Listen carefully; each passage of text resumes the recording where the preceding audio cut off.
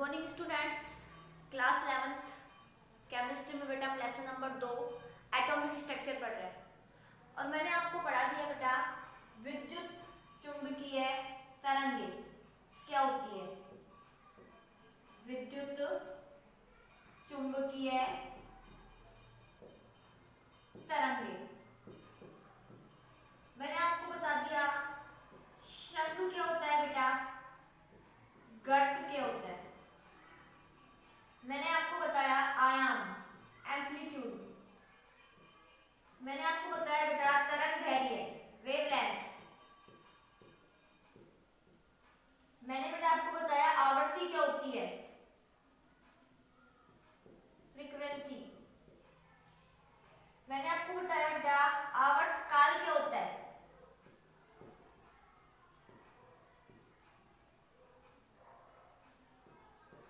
तरंग संख्या क्या होती है, प्रकाश का वेग क्या होता है, प्रकाश का वेग क्या होता है। ये बातें बेटा हम पढ़ चुके हैं। आज हम पढ़ेंगे विद्युत चुंबकीय स्पेक्ट्रम के बारे में पढ़ेंगे। आज पढ़ेंगे बेटा विद्युत चुंबकीय स्पेक्ट्रम के बारे में।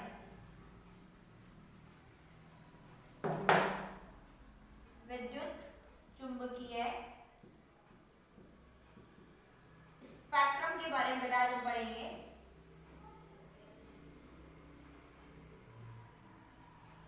मैंने आपको बताया था यदि कोई आवेश रुका हुआ है तो वह विद्युत क्षेत्र उत्पन्न करेगा, और यदि कोई आवेश एक समान वेग से गति कर रहा है तो वह विद्युत क्षेत्र भी उत्पन्न करेगा और वह चुंबकीय क्षेत्र भी उत्पन्न करेगा।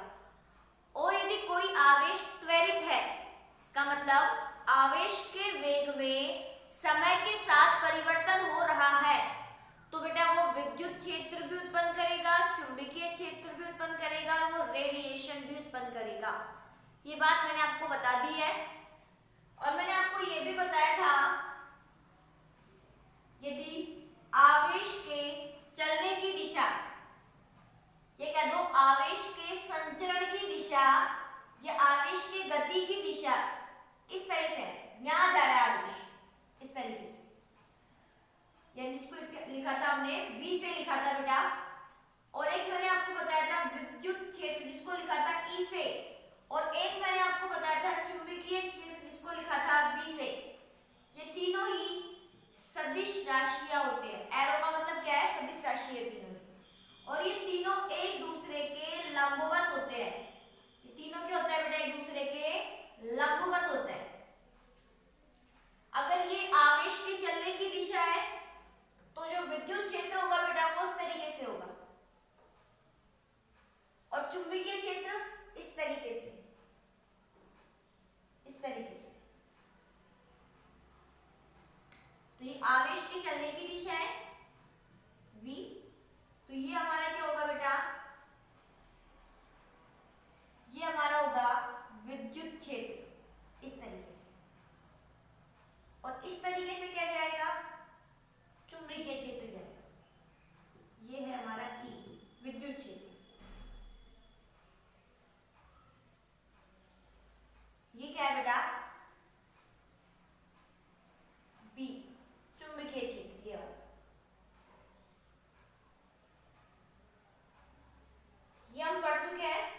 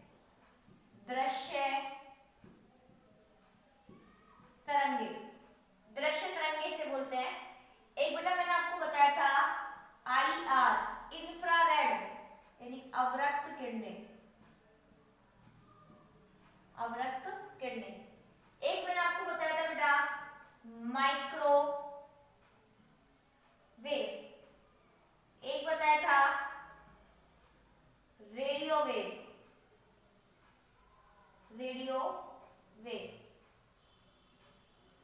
और एक होता है बेटा large radio waves, large radio waves. अब देखो बेटा, ये याद रखना, ये जो गामा रेज होती है, ये गामा रेज इन सभी की तुलना में बहुत ज्यादा ऊर्जा वाली होती है। इसकी जो एनर्जी होती है गामा रेज की बहुत ज्यादा होती है, सबसे ज्यादा होती है इसकी इन सब की तुलना में। और ये जो किरणें हैं गामा किरणें, ये बहुत ज्यादा शक्तिशाली होती है, पावरफुल होती है गामा किरणें। तो देखो, अगर हम यहां से यहां पर आते हैं, अगर हम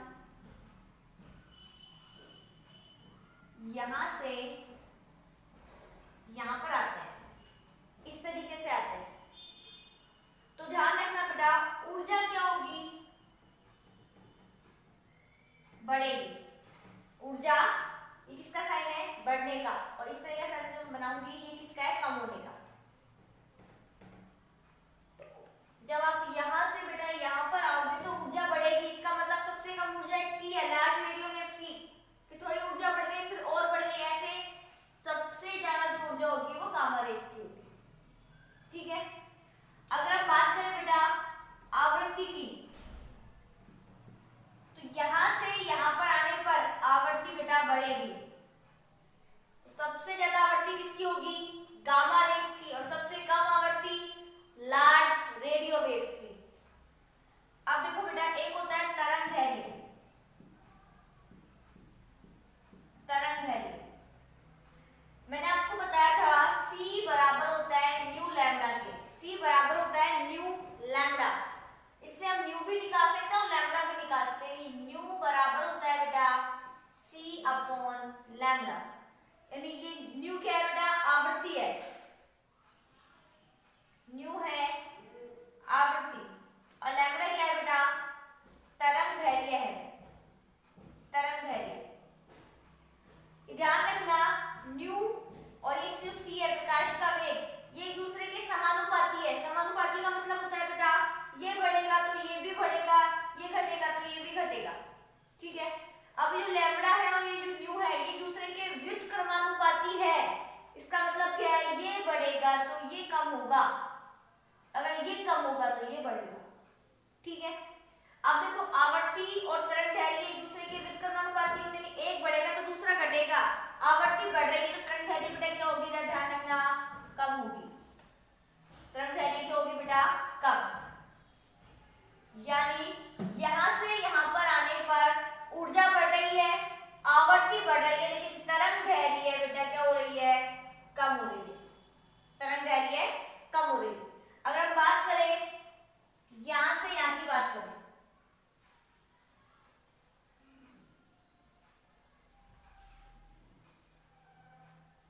यानी हम यहां से जा रहे हैं बेटा यहां पर जा रहे हैं, इसका मतलब क्या होगा, इसका उल्टा हो जाएगा। यहां से वहां जाओगे तो ऊर्जा क्या हो जाएगी बेटा, कम हो जाएगी, आवर्ती भी बेटा क्या हो जाएगी,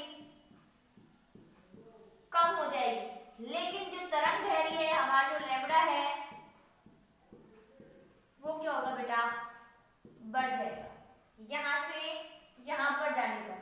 तो सबसे ज्यादा तरंग दैर्घ्य किसकी होगी, लार्ज रेडियो वेव्स की, और सबसे कम गामा रेज की। समझ में आई बात बेटा। अब देखो ये जो विजिबल होती है, दृश्य तरंगें जो होती है, इसमें 7 रंग होते हैं, 7 कलर्स होते हैं बेटा, इसमें 7 रंग होते हैं इसमें। आपको पता है 7 रंग कौन से है, बैनिया हाफ पिनाला यानी विब क्योर, विब क्योर, और हिंदी में बोलते हैं बेटा बैनी आहा पिनाला। ठीक है, अब देखो बेटा, अब हम बात करते हैं इस गामा रेस की। मैंने आपको बताया कि सबसे ज्यादा ऊर्जा होगी वो गामा रेस की होगी, सबसे ज्यादा पावरफुल होती है गामा रेस। अब गामा रेस किस तरीके से होती है, देखो कोई व्यक्ति खड़ा है तो उसके ऊपर अगर गामा रेस डाली जाए तो ध्यान रखना वो व्यक्ति मर जाएगा, कैसे खत्म हो जाएगा, ध्यान रखना।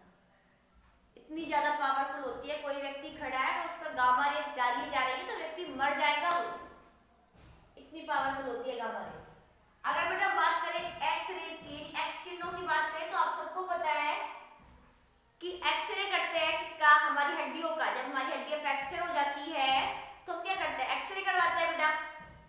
तो ध्यान रखना, ये जो मान लो मेरे इस हाथ का एक्सरे करवा रहा है, ठीक है, तो इस हाथ पर क्या डालेंगे, एक्सरे डालेंगे, एक्स किरणें डालेंगे। तो ध्यान रखना, एक्स किरणें सिर्फ कुछ ही सेकंड के लिए डालेंगे, कुछ सेकंड के लिए मेरे हाथ पर एक्स किरणें डालेंगे।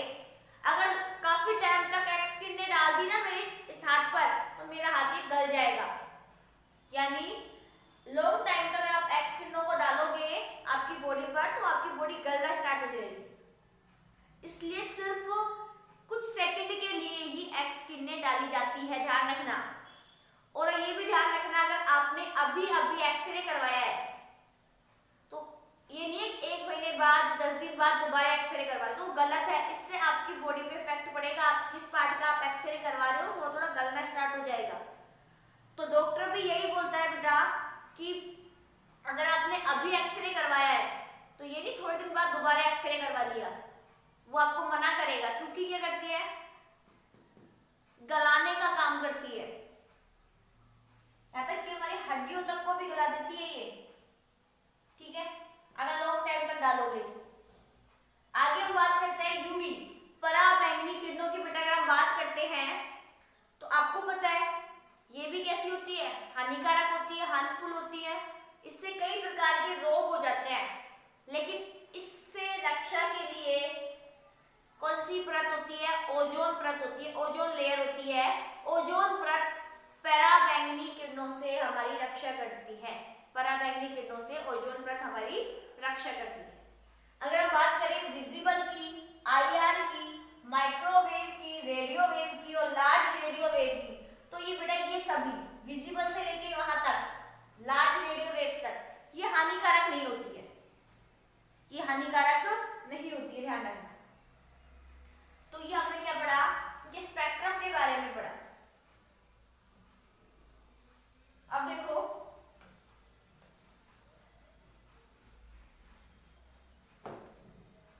अब हम बात करेंगे बेटा विद्युत चुंबकीय तरंगों के बारे में, कुछ पढ़ेंगे आज हम, थोड़ा बहुत और जानकारी लेंगे विद्युत चुंबकीय तरंगों के बारे में। सिंपल सी बात है, एक बात पढ़ने पर ही समझ में आ जाएगी आपको, कोशिश ये रहेगी। मैंने आपको बेटा पहले ही बताया था कि ये जो टॉपिक है थोड़ा टफ है, हाई स्टैंडर्ड का टॉपिक है बेटा। ये हो सकता है आपको कम समझ में आई है, 12th में पढ़ने को मिलेगा आपको डिटेल में ये। अब देखो बेटा विद्युत चुंबकीय तरंगों के बारे में कुछ पढ़ लेते हैं। ये जो पहली बात क्या है, देखो ये जो विद्युत चुंबकीय तरंग होती है, विद्युत चुंबकीय तरंगों के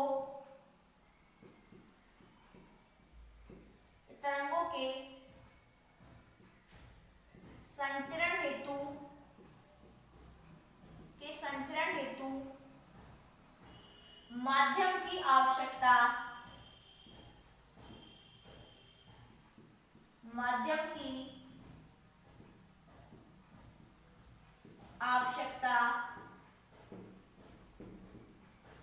नहीं होती है। देखो इसको समझते हैं, इस लाइन विद्युत चुंबकीय तरंगों का मतलब होता है प्रकाश। ये प्रकाश की बात कर रहे हैं बेटा, ध्यान रखना। यदि प्रकाश का जब संचरण होता है तो उसे माध्यम की आवश्यकता नहीं होती है। इसका मतलब ये है कि जो प्रकाश है वो निर्वात में भी चल सकता है, निर्वात में भी संचरित हो सकता है। वह गैसों में भी संचरित हो सकता है। कौन? प्रकाश। द्रव यानी पानी, आपने देखा होगा पानी में प्रकाश चल सकता है, और पानी क्या है बेटा? द्रव। द्रवों में भी प्रकाश का संचरण हो सकता है। चश्मा आपने देखा है, चश्मा क्या होता है बेटा? ठोस होता है। आप पढ़ोगे 12th में, चश्मा क्या है? ठोस है। अब देखो चश्मे में भी बेटा प्रकाश चल सकता है, संचित हो सकता है प्रकाश। इसका मतलब निर्वात में भी, गैसों में भी, द्रव में भी और ठोसों में भी, इन सभी में प्रकाश का संचरण यानी विद्युत चुंबकीय तरंगों का संचरण हो सकता है, ये चल सकते हैं। लेकिन ध्यान रखना, इनकी जो स्पीड होती है, चल तो चारों में सकते हैं, लेकिन प्रकाश की जो स्पीड होती है वो अलग अलग होती है। यहाँ स्पीड अलग होगी चलने की, यहाँ अलग होगी, यहाँ अलग होगी, यहाँ अलग होगी। ठीक है, तो इससे क्या निकला, देखो विद्युत चुंबकीय तरंगों के संचरण हेतु माध्यम की आवश्यकता नहीं होती है। यानी माध्यम हो तो भी संचरित होगा, माध्यम नहीं हो तो भी प्रकाश संचरित होगा, यानी विद्युत चुंबकीय तरंगें संचरित होगी। ठीक है, अब देखो बेटा आगे बात करते हैं हम, इससे क्या निकल के आया, विद्युत चुंबकीय तरंगों की चाल यानी स्पीड माध्यम पर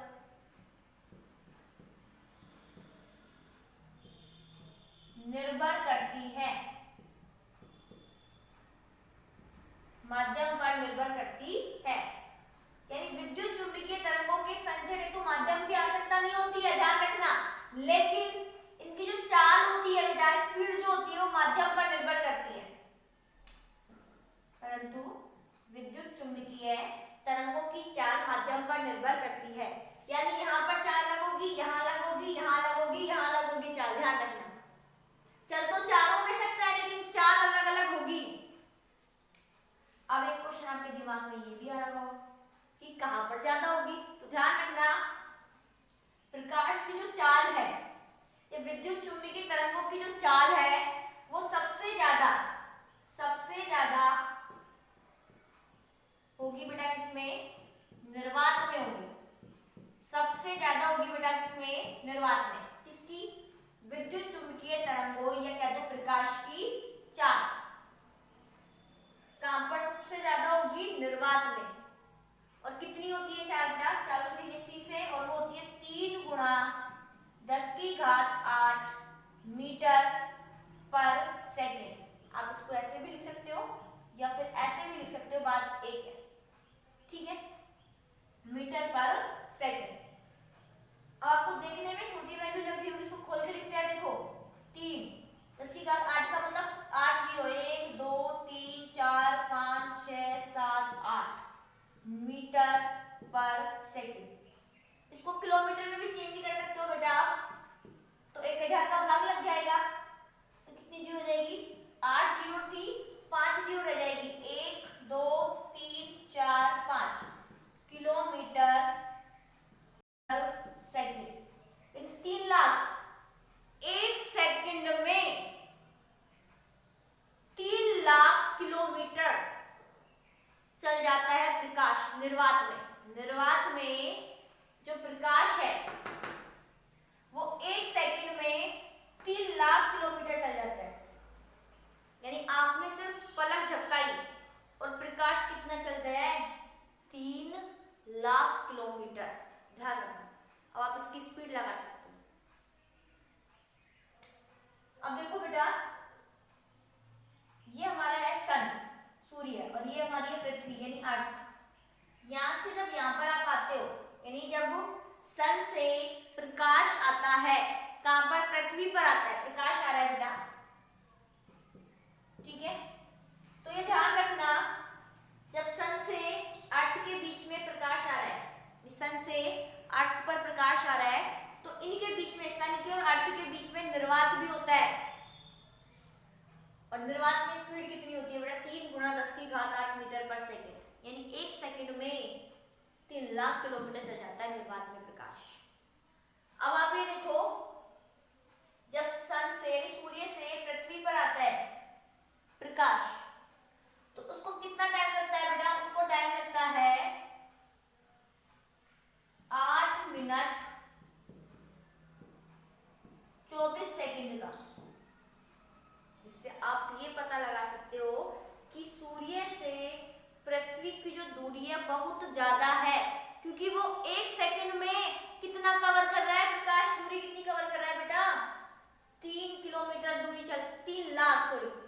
लाख किलोमीटर चल रहा है प्रकाश एक सेकंड में, लेकिन तभी वो प्रकाश सूर्य से पृथ्वी तक आने में कितना समय ले रहा है? 8 मिनट 24 सेकंड का समय ले रहा है। तो आप सोच सकते हो कि सूर्य से पृथ्वी के जो बीच की दूरी है वो कितनी ज्यादा है। तो आज हमने पढ़ा विद्युत चुंबकीय स्पेक्ट्रम के बारे में पढ़ा और विद्युत चुंबकीय तरंग के बारे में एक दो बातें हमने पढ़ी। कल बेटा हम इन पे बेस न्यूमेरिकल भी कर लेंगे, हो सकता है